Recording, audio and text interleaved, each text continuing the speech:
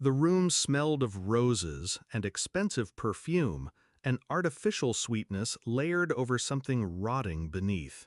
I straightened my tie. It was my daughter's wedding day. I had arrived alone. At the entrance, a young hostess held a clipboard, eyes flicking nervously from my face to the names. Her smile faltered. "Your name, sir?" I gave it. Calm, steady. Her brow furrowed. A glance toward the maitre d' who approached. "I'm sorry, your name isn't on the list." A pause. A flicker of cold amusement tightened my chest. I stepped aside. My wife, soon-to-be ex-wife, glided past in her emerald gown, lips curled. "Did you really think you were invited?" she murmured, voice low, sweet poison. "Strangers aren't allowed." I looked at her, the woman I had built a life with, who now stood between me and my daughter, as if I were nothing more than an outsider. I smiled. The game had already begun. It started months ago. A shift in her gaze when she thought I wasn't watching. Late-night calls answered in hushed tones. Credit card charges that didn't add up. My daughter's silence, once warm, now brittle. A message, accidentally left open on her laptop. "He still doesn't know. After the wedding, I'll tell him everything." I read it once, twice. Each word sank in slow, deliberate waves.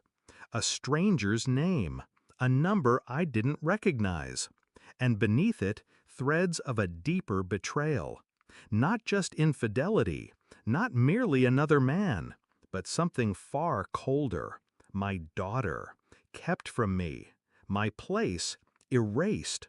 By the woman I once trusted most. I closed the laptop. No confrontation, no outburst. I would not be played by emotion.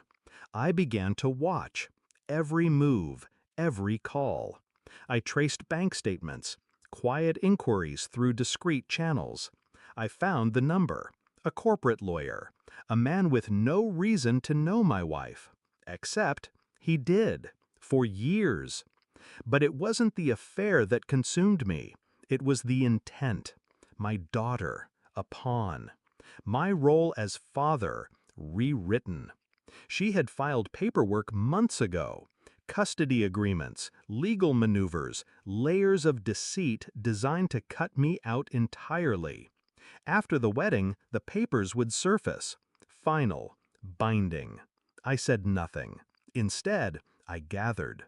Phone records, emails, one paternity test, quietly ordered. The nights stretched long, each piece clicking into place.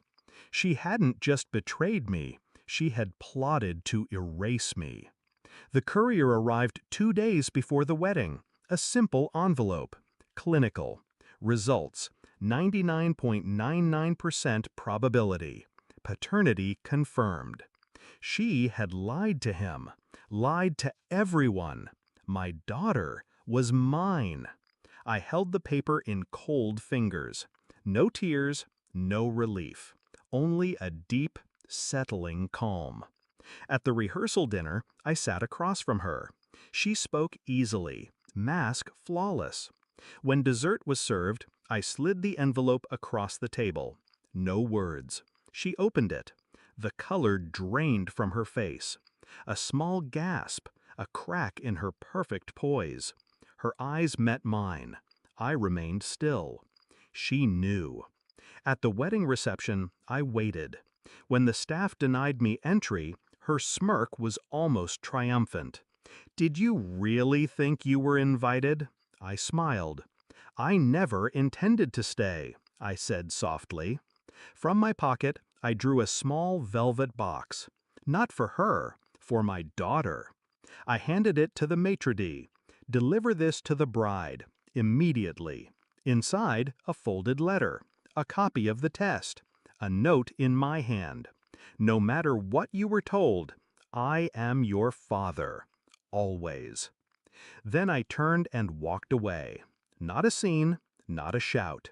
A move, deliberate, unstoppable. The truth would arrive in her hands, at the height of her day, and the poison my wife had spent years crafting would turn back on her. I drove in silence. No music, no words. The city lights blurred past. Behind me, the wedding would unravel, slowly, painfully. She would scramble to contain it, but some truths, once loosed, could not be buried. I felt nothing for her now, not hate, not sadness, only clarity. A chapter closed, a reckoning earned. As I reached my driveway, the phone buzzed, her number. I let it ring and smiled. Some strangers you make yourself.